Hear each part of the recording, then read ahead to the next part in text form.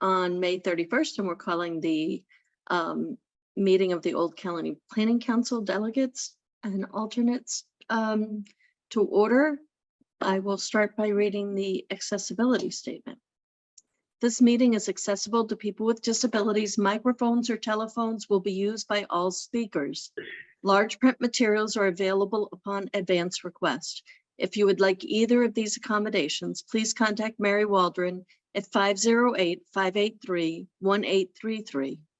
The notice of non-discrimination rights and protections to beneficiaries with regard to the federal Title VI non-discrimination protections and the state non-discrimination protections is posted in the meeting room and is available on the Old Colony Planning Council website.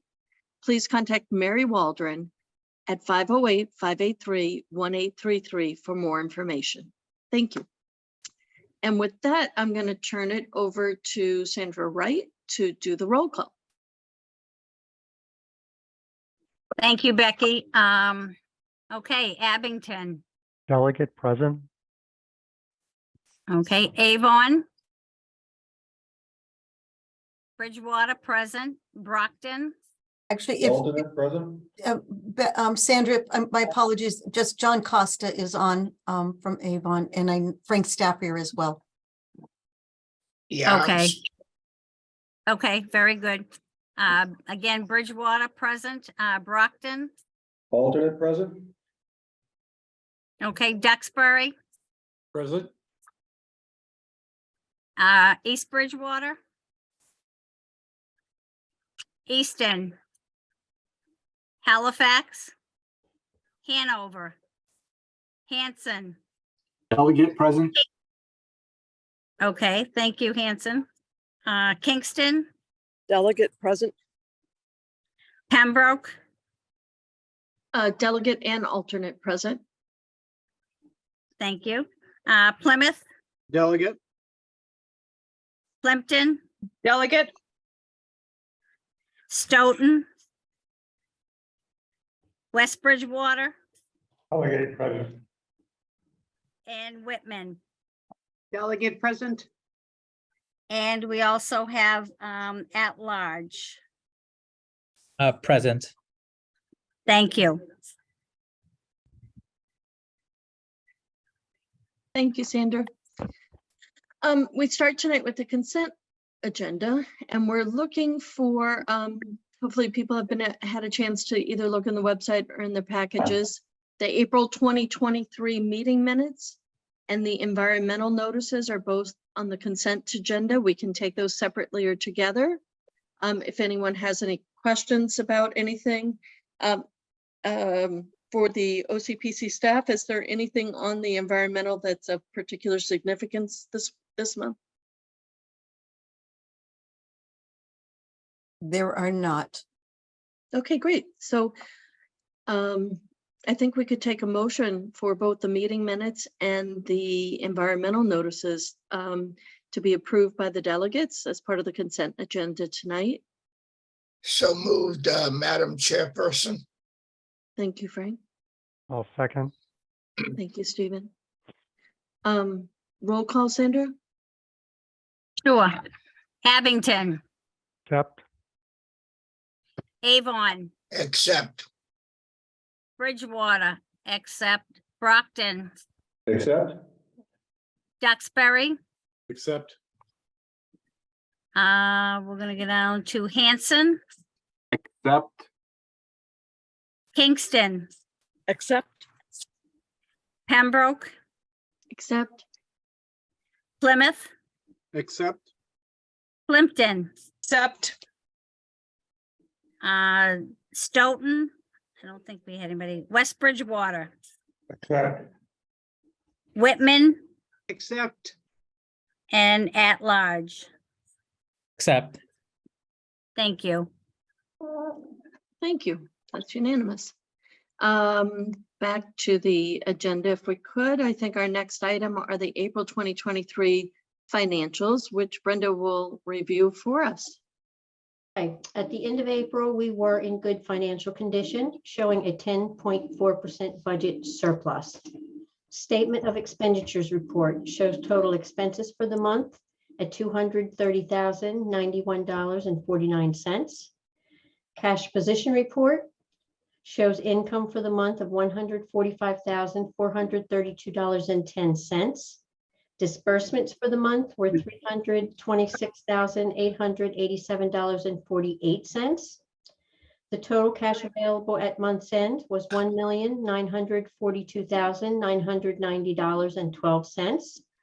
OPEB had a gain of $18,485.97, bringing the ending balance in the OPEB account to $979,335.55. Budget resources report. Total receipts for the month were $145,432.10, bringing the total year-to-date receipts to $3,977,714.26. AAA report. Outstanding balance for AAA pass-through programs was $784,052.14. Outstanding balance for AAA admin and ombudsman programs was $192,942.58. This brings the total outstanding balance for AAA programs to $976,994.72. Volunteer transportation account. Beginning balance was $174,454.23. Restricted fund payments to volunteers were $1,298.24. Donations received for the month were $256.96, bringing the ending balance in the fund to $173,412.95. ROM statement and activity. Balance at the beginning of the month was $205.88. Receipts were $83.50, bringing the total receipts to $67,000. Expenses were $6,382.60, bringing the total expenses to $72,550.98. The ending statement balance was $171,449.98. Budget spend down report. Page 1, total expenditures were $1,866,559. The spent to date percentage rate at the end of April was 73%. Ideal percentage in the 10th month of the fiscal year would be 83.4%. So at month's end, we had a 10.4% surplus. Page 2 and page 3 show no changes. And finally, the list of combined accounts payable and cash transfers for the month. And that's the end of the financial report for April. Thank you, Brenda. Does Welcome. anybody have any questions, or do we have a motion to accept the report? I'll make a motion to accept the report as submitted. And I will Thank you, second Christine. that motion. Thank you, Frank. Sandra, could you do a roll call? Sure. Abington, accept, Avon, Accept, Bridgewater, abstain, Brockton, Accept. Duxbury, Accept. Hanson, Accept. Kingston, Accept. Pembroke, Accept. Plymouth, Accept. Plimpton, Accept, Stoughton, oops, I'm sorry, West Bridgewater, Accept. Whitman, Accept. and at large. accept, Thank you. And Sandy Hanover has arrived as well. Oh, great. Thank you.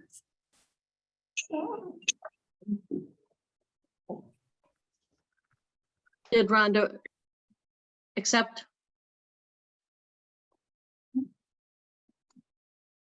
Thank you. Okay, back to the agenda if we could. Our next item is the Old Colony Planning Council staff report with Mary Waldron leading that. with her Okay. staff. As you have noted the last time, we are reformatting how I'm presenting because as I mentioned, every time, there's never enough time to really talk about all the great things we're doing. It is in your packet, but if I can just go right to, we've been just a lot of moving parts. And one of the things that there's been some staffing development. We've hired a full-time staff to Elise Prince, who is going to be working directly with Megan Fournier. As many of you know, our newsletter is getting much more vibrant. We have our graphics and presentations that you're seeing tonight have been outstanding. We're learning through both of these young, talented women about how to deliver our message in a very short, brief, but yet colorful way. And still protect OCPC's what we stand for. So Megan and Elise have already, it was Elise's first week this week, and they're already off to the races and running. We have 3 positions, actually 3+, but we have positions, a principal transportation planner posted on our website, along with a senior economic development planner.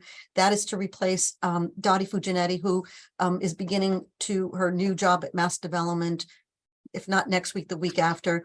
And then we're going to be hiring a senior comprehensive planner to assist Lori and many of the reports that she's doing.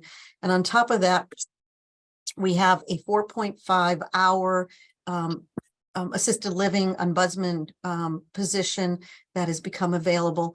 Why 4.5? Basically, because of the number of assisted living homes, strike that. This is with, it's not an ALR position. It's actually a long-term, care position that's helping Lila Burgess out. But it's been able to help alleviate the reporting and going to each of the homes. So the 4.5 was recently by Richard Henry, who has then been hired as the assisted living ombudsman director, and that is a full-time position. He's been on the job for a couple of weeks and has done a great job. So and if you, I believe that you saw, or you will be seeing his picture in the paper. OCPC is proud of Lila Burgess, who will be receiving the Lifetime Achievement Award tomorrow night by the community service. So it was a combined effort. I saw the opportunity to nominate somebody. I went to David, and David helped me, literally wrote the write-up about Lila, and she's been chosen. So please join us in congratulating Lila for this Lifetime Achievement Award. 25 years, I believe it's this year, that she's celebrating with OCPC, and has been a strong just lifeline for a guardian angel to so many. The last on the administrative part is the staff completed well, we're not done. Charlie's is tomorrow, Lori's is tomorrow, and Brenda's is tomorrow. So these evaluations have proven to be extraordinary communication with staff. They also in turn have evaluated myself and have evaluated the managers. We have that report that I'll be sending to the executive committee for their review. It is a good system, and our opportunity to grow this organization and still maintain a fiscally solvent organization. I'm proud of all the staff from top to bottom. The economic development, as many of you had seen, is that we did a press conference. We received $470,000 from the EDA that was matched with an additional $470,000. It's a 970, right? Let me get my numbers right. Nope, $940,000 regional water study. It's pretty comprehensive, but you all had received information about when it was Congressman Lynch was so generous with his time, came here to our office to see the Thomas Edison building, and Becky Coletta, of course, was provided welcoming and was able to work with us as staff to greet the various dignitaries. So, and Preston Huckabee was there as well from the board. There's a $3 million EDA grant application that has been submitted for the town of East Bridgewater. These are a direct result of Don Sullivan and his work and his knowledge about working with EDA. So that is still percolating. It's out there. and he has more to come. And obviously with the AAA, it's Older Americans Act Title III applicant review that David will be talking about in a few minutes. A town of Abington, we did a Council on Aging letter of support. Moving on to comprehensive planning, as Lori is in the small conference room with Eldon and with Preston. There's a grant for the Narragansett Bay Estuary Program, a $75,000 grant, and it's to advance the project that continue to protecting water quality. That is a direct result of Joanne Zigman and her work, and to be really focused and well respected across the region. You know, and not least is the transportation, Bike with Bat Day.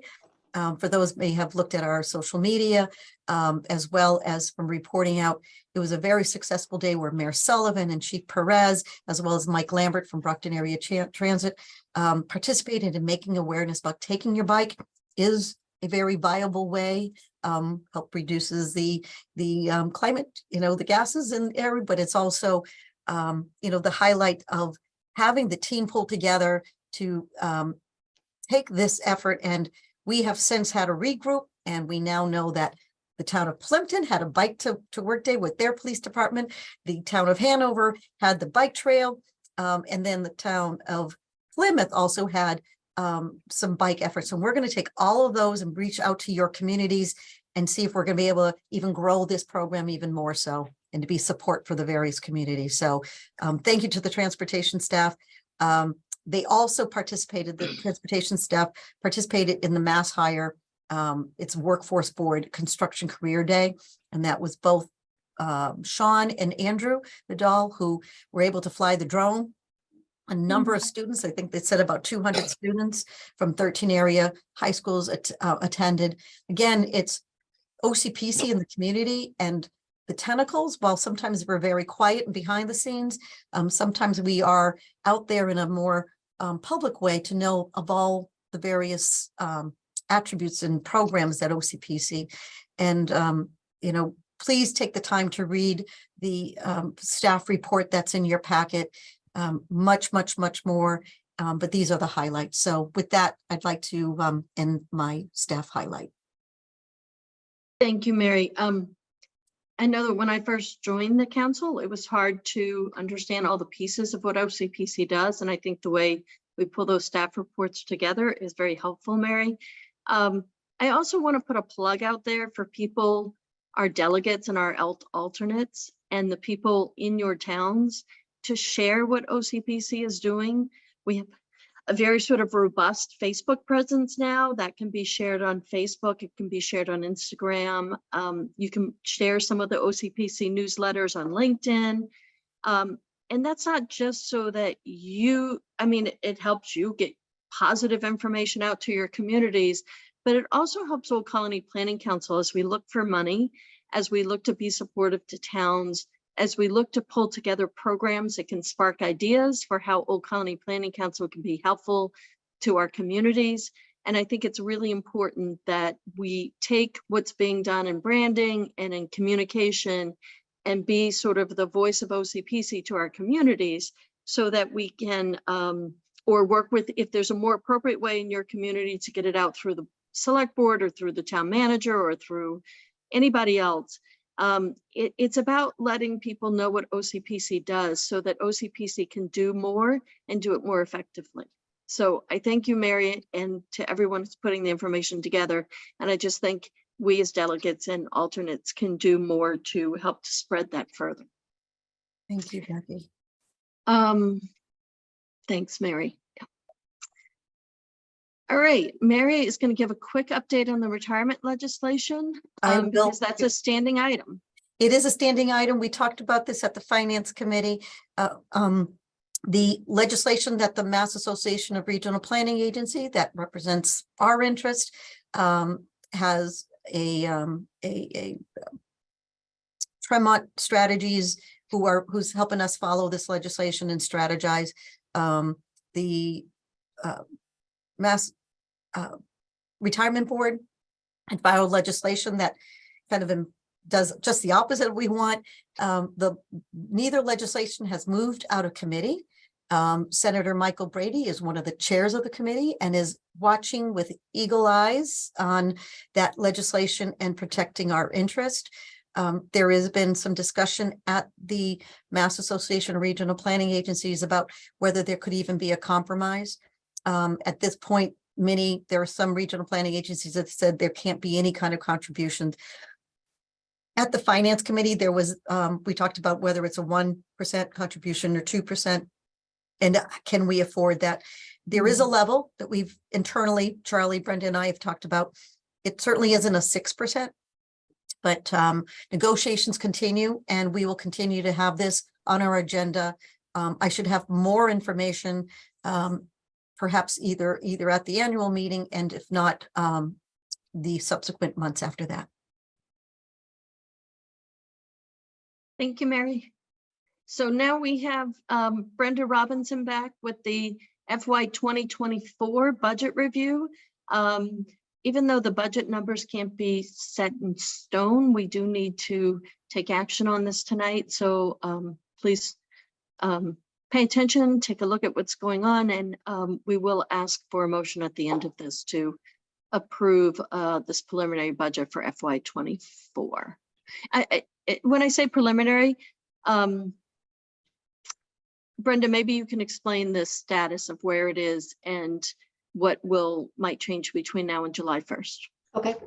At the end of each month, when I know what our expenses actually were, I work from what happened this year to do projections for the following year. And anticipated increases, decreases are all come into play. So it really does constantly move and change. But in any event, for right now, I have the numbers through the end of May, all the way over on the right-hand side, spent FY 23, 5/30/2023 are pretty much the total of the expenses for the end of May that will go into the FY 23 budget. And based on those numbers, I've projected the FY 24 as follows. The admin, professional fees, audit, legal, etc. I've increased by $5,000. Our new auditor is a little bit more.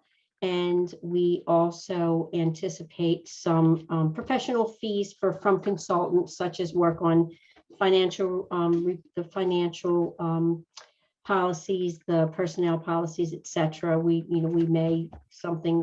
There may come up something with that with the consultants.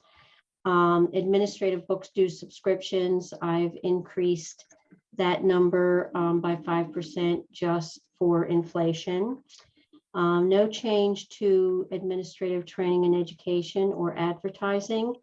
Auto expenses, we do keep a little bit extra in there because the van is old, unforeseen repairs. You never know when something's going to happen. We like to be prepared.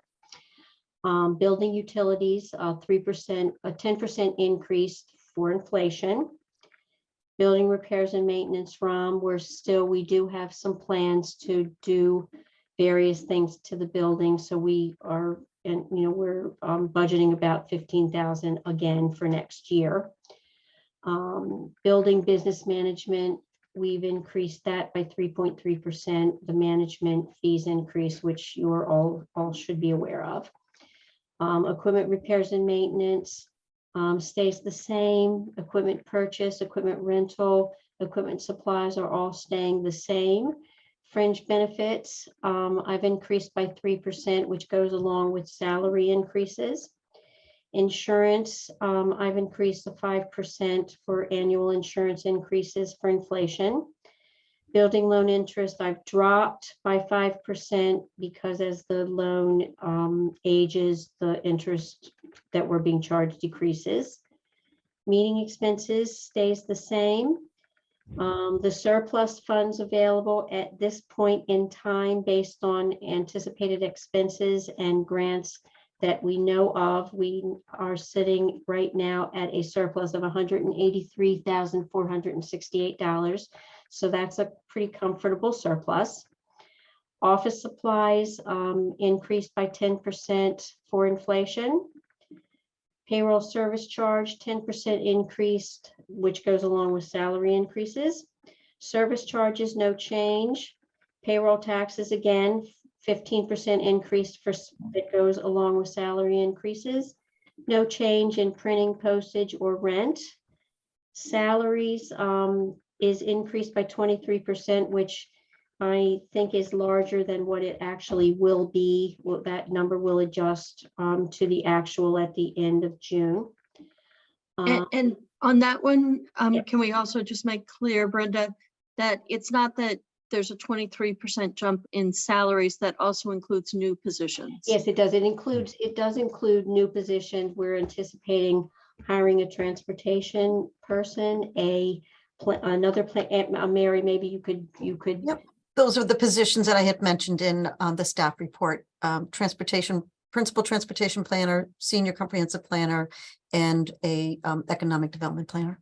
Yes, and we have in there, we've planned for a couple of interns being added in.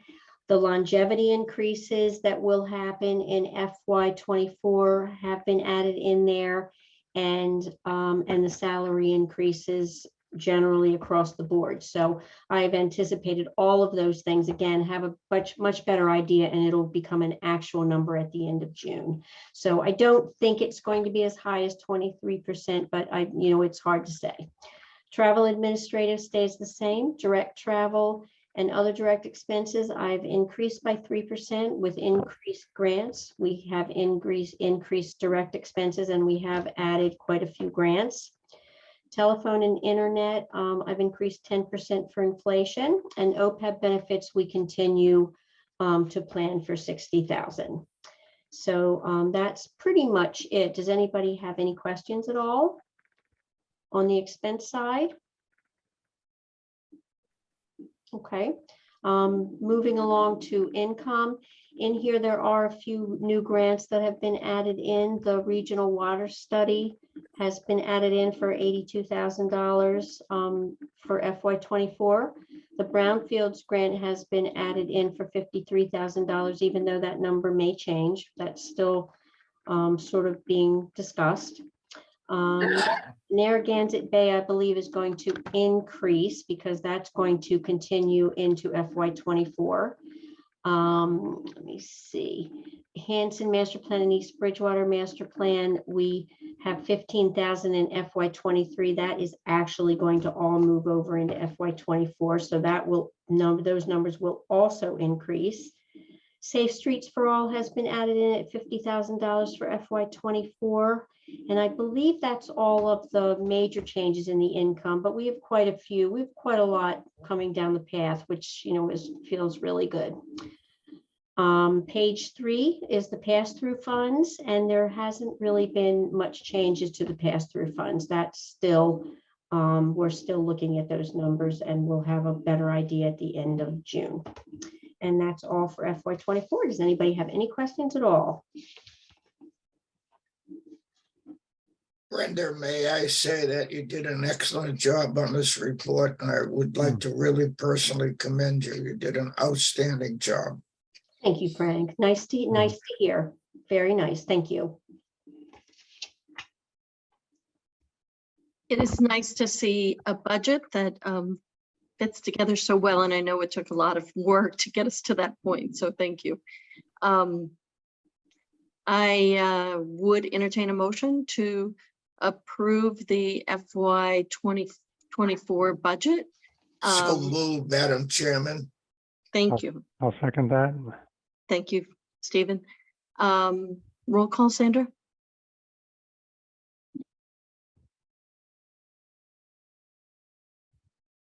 Sorry, I was still muted. Abington, Accept. Avon, Accept. Bridgewater, abstain. Brockton, Accept. Duxbury, Accept. East Bridgewater. Nope, Easton, Halifax, Hanson, Accept. Hanover? Hanover. Hanover. Nope. Kingston, Accept. Pembroke. Pembroke, Sorry, I was muted, accept. Plymouth, Accept. Plimpton, Statement and then I'll vote. It's so nice to see an increase in the grants coming in and new personnel. So gladly accept. Mhm. Stoughton. No, West Bridgewater, Accept. Whitman, accept, and at large. accept, And- Thank you. And Madam, just Secretary, just Rhonda Nyman had texted me to say that she was having connectivity issues, so she apologizes. We still have a quorum in place. She will try to. Okay, great. Thank you. Thank you. Okay, so now we have Charlie Kilmer, our Deputy Director and Transportation Director, to talk about the draft FY 2024 Unified Planning Work Program, which is a very lengthy program that we all got in our packages. And this is something that we will need to take action on. Thank you, Madam President. So this is a nice follow-up from actually Brenda's presentation on the 24 budget, because this is one of the puzzle pieces, if you will, that's being developed. And this document itself was released to a public review and comment period by the Old Colony MPO earlier in this month, and the MPO is going to reconvene in June to hear public comments. So this is a program that we develop annually, and it's funded by Federal Highway Administration, Federal Transit Administration, MassDOT, and Brockton Area Transit. And thankfully, there's no local match required to this program, so there's no money contributed by OCPC. In the past, there used to be a OCPC share to the Federal Transit contract, but MassDOT has since picked up that match. Next slide, please. So what we have on your screen before you is a table of contents, and it describes some of the elements within the Unified Planning Work Program. And this work program is basically the scope of work and budget for the transportation staff for the upcoming federal fiscal year. And Task 1000 is management and supportive planning process and certification activities. And this includes items such as our public participation program, and something that you all are familiar with is the development of the Transportation Improvement Program, of which you endorsed last month. In Task 2000, that's kind of our data reconnaissance, acquisition, and analysis activities. That's where we operate our traffic counting program, our drone program, our GIS or mapping program. And importantly, in this one, we have our pavement management software and our safety analysis program, where we do the road safety audits for the regional communities. Next slide. And Task 3000 is where we have more of our special studies or discretionary studies. And two studies here I'd like to spotlight is one is in the town of Kingston, and that's the Route 3A and 53 corridor study. We'll be looking at the entire corridor and then the intersecting roadways. And then in Stoughton, we have a Route 139 corridor study where we'll study 139 in its entirety from Stoughton Square to the Randolph Town line. And then, as Brenda mentioned earlier, the Safe Streets for All program, this is where OCPC had applied for a grant through the bipartisan infrastructure law and was actually awarded a $400,000 grant, of which OCPC will be able to use $50,000 for staff time, and the rest will be used towards a consultant to develop a Safe Streets action plan for the region that will then be used by communities to leverage implementation grants through the bipartisan infrastructure law. So that's a really exciting opportunity going forward. And then we have Task 4000 that includes our transit technical assistance studies and our Brockton area transit studies. Examples of studies for Brockton area transit. Sean Bailey's in the process of completing a Title VI triennial report for BAT, and We look forward to further studies of BAT, such as ridership reports and fare analysis studies. Next slide. This slide shows a breakout of each of the tasks and what are the funding budgets. And then in total, at the bottom of the page, this entire work program total is about $1.3 million. So we're looking forward to this study. You know, this will get going on October 1st. And that's a quick high-level overview. And if y'all have any questions, we can certainly entertain those. And Charlie, just the status of this, it's already been approved by, was it the MPO or the JTC? I can't remember. This was approved by the JTC, the Joint Transportation Committee, and the MPO released it for a public comment period. They have not endorsed it yet. That's After hopefully public at their comment. June meeting. So we're kind of in between benchmarks right now. And they are asking us to endorse this plan as well. Yes, Old Colony Planning Council is one of the 8 signatories on the MPO. This will help direct the OCPC signatory how to vote at the MPO meeting next month. Okay, with that background, are there any questions on this project? And if not, do we have a motion to adopt? Is it a motion to adopt or a motion to endorse? Motion to endorse, but actually I have to correct myself. The JTC has not endorsed it. That's on their agenda for tomorrow. So Okay, I didn't want to jump the gate. So but MPO did approve sending it out for public comment. yes, that's correct. Okay. And part of that is having us endorse it. So if someone would, I'll make the motion to willing? endorse. I'll Thank you. second the motion. thank you. And roll call, Sandra? Sure. Abington, Accept. Avon, Accept. Bridgewater, accept, Brockton, Accept. Duxbury, Accept. Hanover. She's still having difficulty. Hanson, Accept. Kingston, accept, Pembroke, Accept. Plymouth, Accept. Plimpton, Accept. West Bridgewater, Accept. Whitman, accept, and at large. Accept. Thank you. Thank you all. I apologize, my dog is now barking in the background. So AAA Title III grants, again, this is an action item for David Klein to lead us through.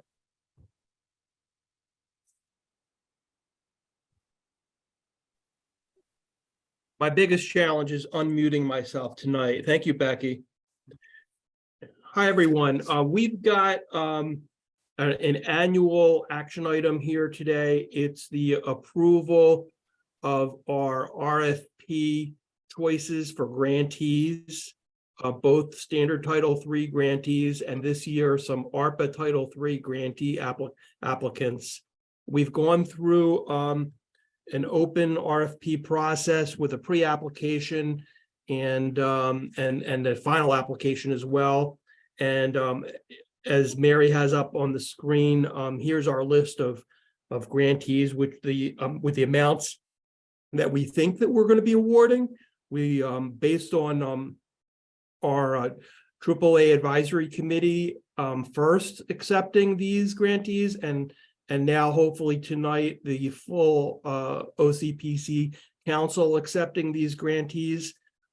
We expect to be awarding these amounts or very, very close to these amounts to the listed organizations on this list. I just want to give I've only been given a couple minutes, but I think that's plenty sufficient to give a couple highlights. Some of you may recognize some of these organizations like BAMSI, Catholic Charities, and Cape Verdean Association. All three do a tremendous amount of work in the Brockton and surrounding areas with elder mental health and nutrition and just a whole combination, checking in with people, making sure they are not socially isolated.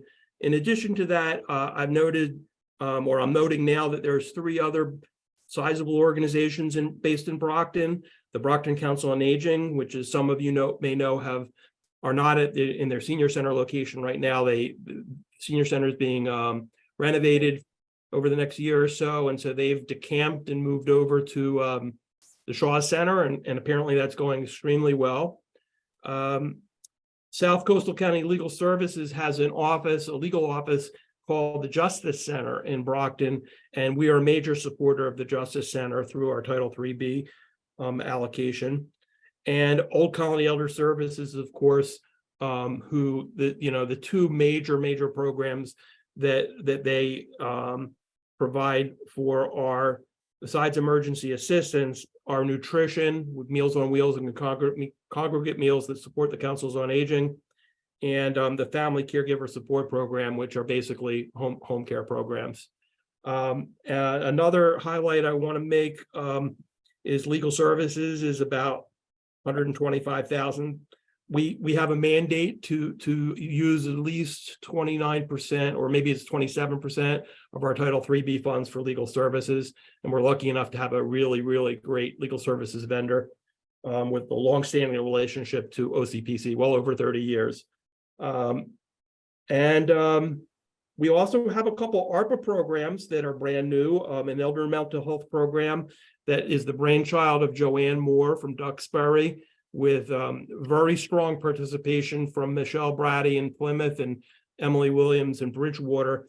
And this is a program that is engaging Bridgewater State University and I think one other university's master's program social workers, first-year social workers that will be doing internships in the in the senior centers directly.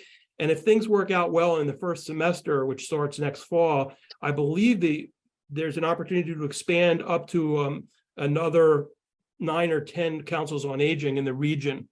So, we're really hopeful that Duxbury, Plymouth, and Bridgewater have done an incredible job putting this together. And if it works, it will really be groundbreaking. There's nothing like this in the state being done.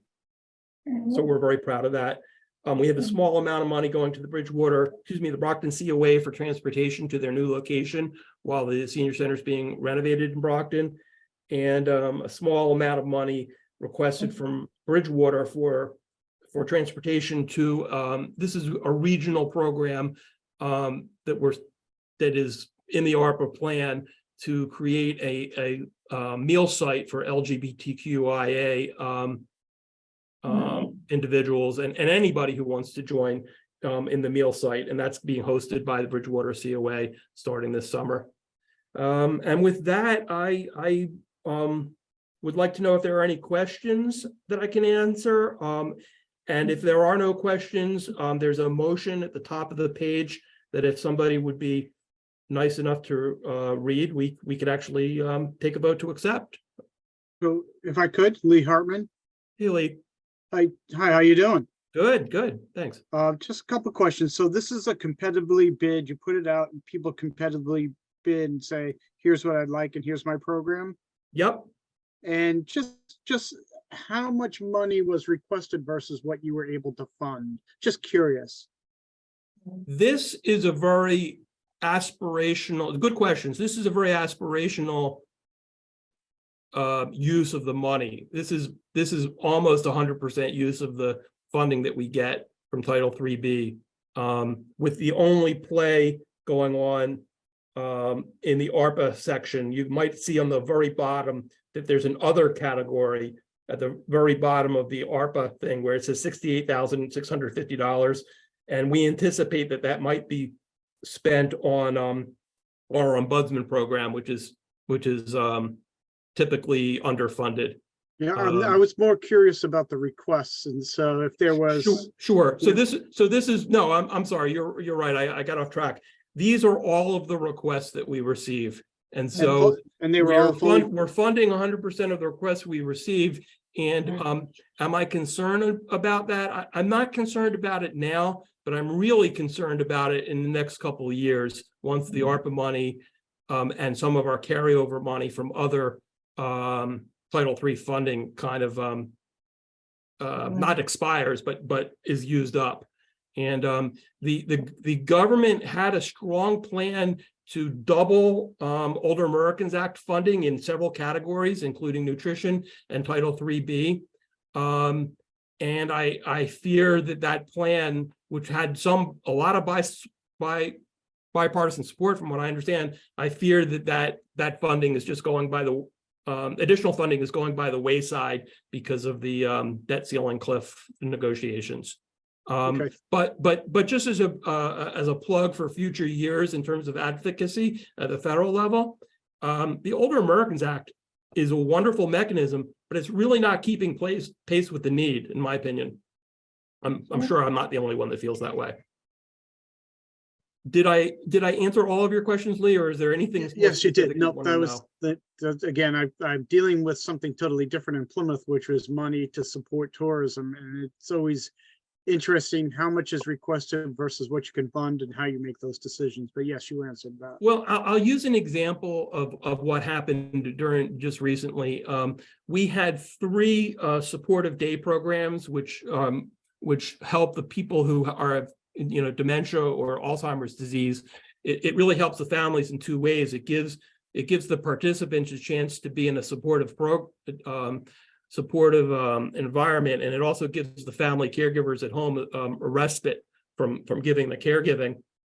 And those programs are in Middleborough, Marshfield, and Duxbury, as well as smaller programs called memory cafes, which are in Bridgewater and East Bridgewater. They're all helpful in this area. But in one case, in one of the COAs, midway through this year, they were getting about 7,000 funding, and they said we need double that. And so we were able to increase their funding to 12,000 from the 7, but I let them know that I don't know if that's sustainable long term. We'll see. Thank you. Sure. David, it was interesting when you were talking about the one area where it sounds like we could use more funding if it were available would be on nutrition and meals programs.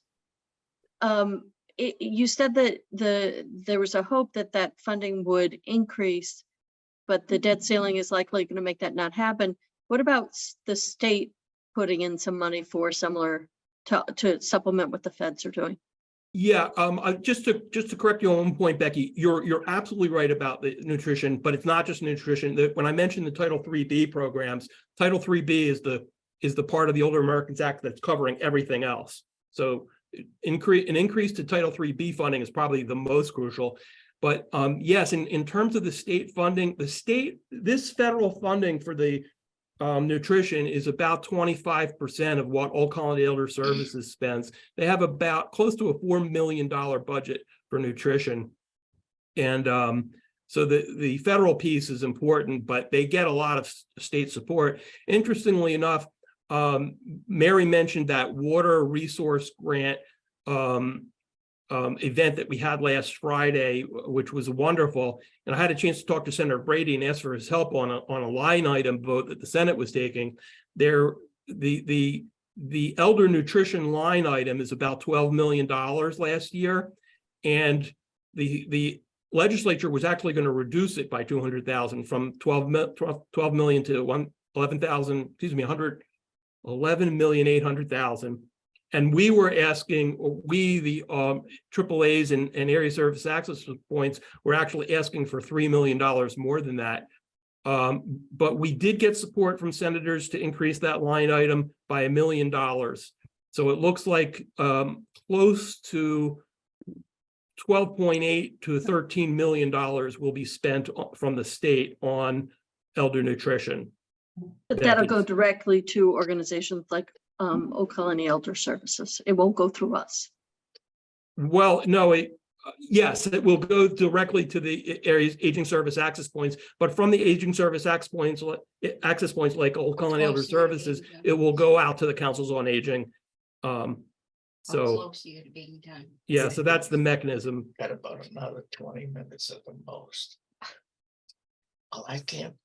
So, Okay, and so, Madam President, I think what David and I had talked about is we're going to have a special, he's going on vacation when he comes back, just to do a separate meeting with delegates on this topic, because it does get a little complicated. well, and that's one thing when we think about future meetings, to maybe have meetings that talk about different areas of what OCPC does, would I think be helpful throughout the year. So Yep. that'd be great. Wonderful. So for tonight, If I may, Becky? yeah, Oh. I do have a question for David, David, if I may. So sure. in my town, in my town, Bridgewater, transportation LGBTQ, regular mail site transportation, explain to me what that means. Is that just for LGBTQ or for everybody or anybody? And where is the mail site? Where are they being transported to? They're being transported, Sandra, my understanding is they're being transported to Bridgewater because the Bridgewater Council on Aging has volunteered to be the Old Colony Elder Services LGBTQIA meal site. So the transportation is regional transportation to bring people into Bridgewater. I'm not sure, to Lee's point, I'm not sure how much tourism that brings to Bridgewater, but it will bring people to Bridgewater, hopefully. Okay, great. Thank you. Sure. Okay, with that background, if we want to scroll up just a little bit, there's a specific motion that David is requesting. So if somebody would like to make a motion in that language, that would be helpful.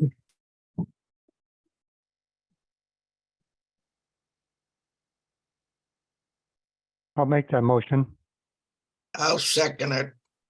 Thank you. So this is a motion with the understanding that depending on final funding levels and other changing circumstances, there may ultimately be some variance of the amounts of individual grant awards. This motion is to approve the slate of OCPC Area Council on Aging Title III grantee applications for the federal fiscal year 2024 to 2025 grant cycle as presented this evening. Sandra, could you do a roll call on that? Abington, Accept. Avon, Accept.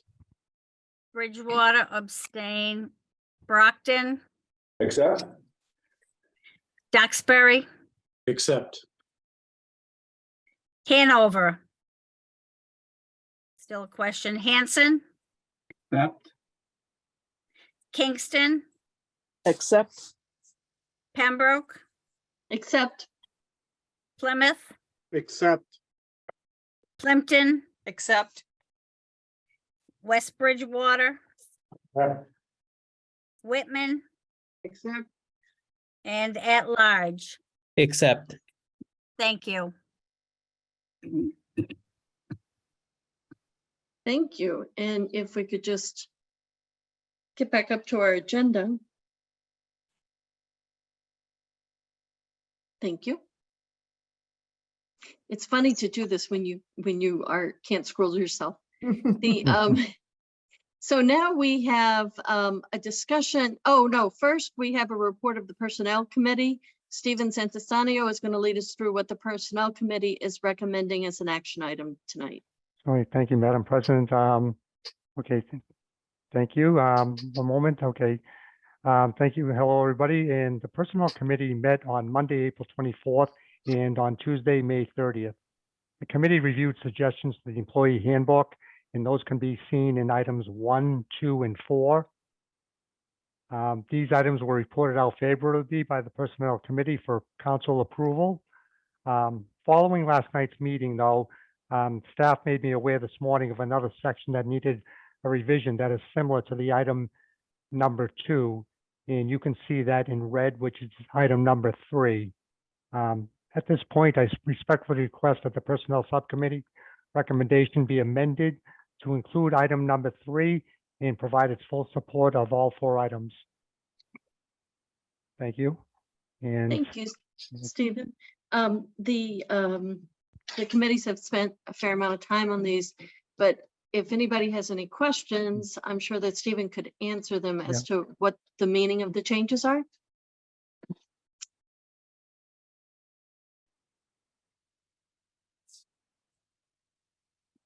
All right.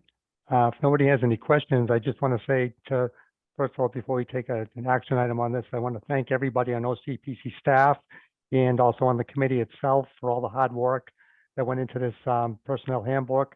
There was a lot of work and a lot of time and effort. And I think we got ourselves into a good place right now so that going forth, any changes that will be, I think, very easily implemented. So thank you, everybody. I appreciate it. Thank you. Okay. Thank you, Stephen, for leading the effort and spending the time to get to know these issues. If anybody has any questions, you can raise them now, or if anyone wants to make a motion to adopt these changes to the personnel handbook, I would entertain such a motion. Lee Hartman, I'll make that motion. I'll second that motion. Thank you, Frank. Okay, roll call if you would, Sandy. Okay, Abington, Accept. Avon, Accept. Bridgewater, accept. Brockton, Accept. Duxbury, Accept. Hanover, Hanson, Accept. Kingston, accept, Pembroke, Accept. Plymouth, Accept. Plimpton, Accept. West Bridgewater, Accept. Whitman, Accept. and at large. Thank you. accept, Thank you, Sandra. Thank you, everyone. So the next item on our agenda is we have nominations coming up for FY 2024 council officers, and Mary will speak to us about that. Thank you, Madam President, and having conversation with the nominating chair, Frank Staffier. This nominating form had been sent out to you. I know Frank has a few things that he would like to say. We as a staff really try to do our best to tee these meetings up. It really is, though, the responsibility of the board to be our fiduciary responsible, guidance in terms of policy. So there is this nominating form. Frank and I talked about trying to set up a nominating committee. Frank, correct me, I think it's either the 12th or 13th of June is what we're looking to do. We need to have as you can see in the graphic, is that the president, there are 2 years left on a 3-year term. There's a secretary's position and term is expiring, and then treasurer. If I could explain, there, you probably are asking, some of you have texted me already, Sandra Wright has been abstaining, and the reason why she's been abstaining is that she made an inquiry just in terms of whether she's able to serve in a officer's position, and she's waiting to hear back from the Attorney General's office on that. So she felt her best bet was to get that guidance, and I think that is a smart move on her part. Obviously, she's still here today. So this is out there, and I know that a couple of folks just wanted to give some testimony. I know Christine sent a beautiful testimony to us just to weigh in as to why really it's important to have people serve.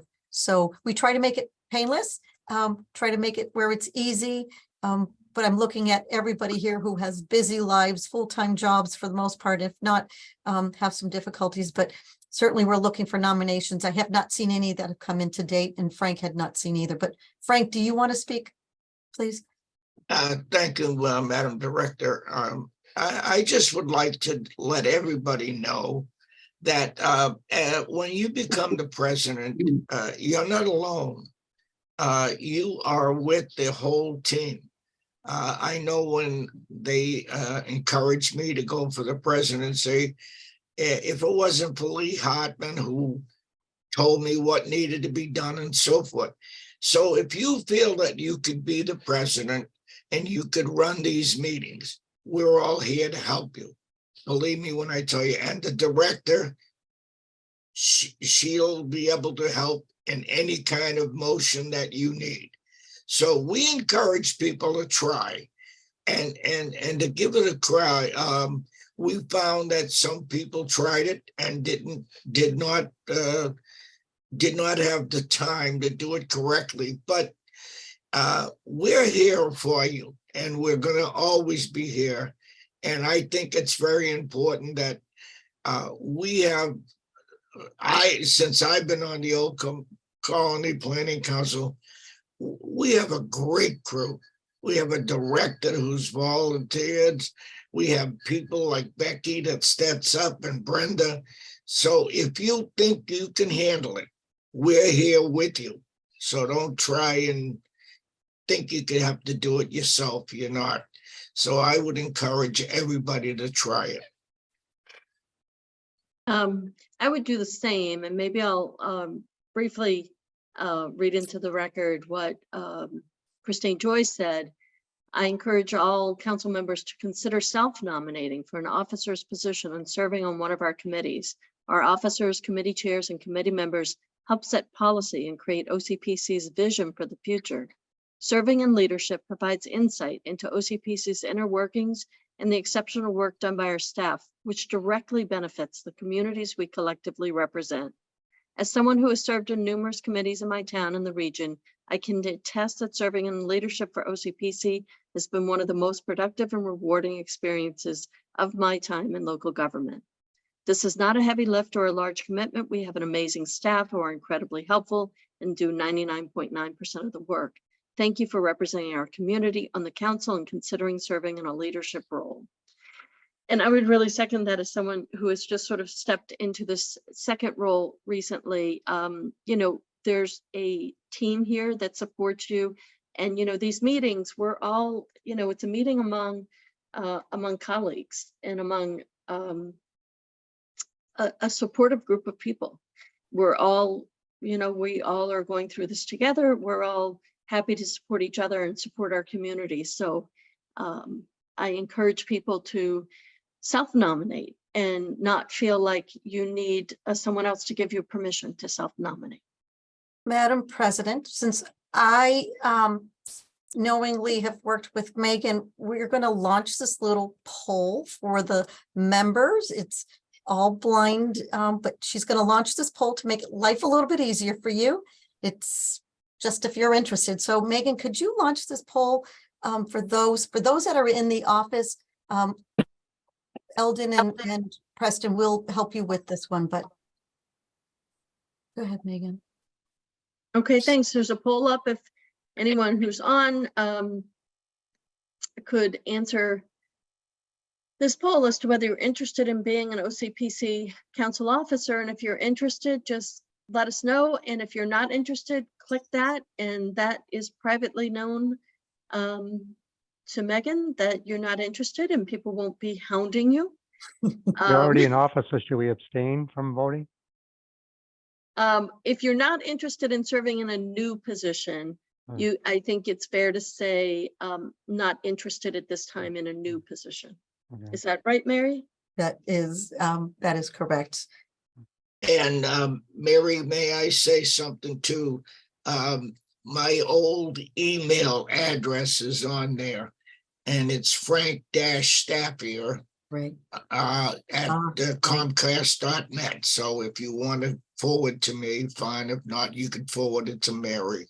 Thank you, Frank. I did not catch that your old email is on that list. But So maybe Megan, just send out the new email to everyone. yep. In fact, for those, we'll put it in the chat and we'll include that in an email to everyone, just so you'll be able to do that. Thank you. So Megan, I think you've texted me. Is that, I think we have, do we need another minute or two? I think most folks have. Said one or the other. Okay. Yes. Yeah, just missing a few, but I think we're okay because I think we're good. Right. Eldon and Preston can't do it because they're logged in as me, and that's not allowing them to do the poll, but we'll get their input before they leave. So that's, thank you. And I think the only thing left on our agenda tonight was to talk about the upcoming meetings. And if Yes. people have ideas for upcoming meetings, we've already talked about one, which is to talk in a little more depth about how we intersect with the Councils on Aging and what the work we do through AAA. And most importantly, as we have up here right now, we want to ask everyone to save the date. We don't have a lot of opportunities to sort of really connect in person. But Wednesday, June 28th is the OCPC annual meeting, and we are hoping that as many people as possible can be there in person from 6 to 7 or 6 to 7:30. That one tends to linger with refreshments afterwards. So if you can allow extra time, that would be nice. And if you can't, please Zoom in, because Megan and the staff there have gotten pretty good at hybrid meetings so that you can still really participate if you're on Zoom. So if there are any other ideas for future meetings, please send them to Mary and let her know. And if there's nothing else, I think I would take a motion to adjourn, since we are already at 7:06. So moved, Madam Chairperson. Thank you, Frank. I'll second. Thanks, Stephen. Okay, guys, with that, all in favor, Aye. Aye, Aye. aye, aye. have a good night, and we will see you next month in person. Good night, Or on everybody. Zoom. Good night, Bye. everyone. Night, Thank folks. you. Thank you. Thank you.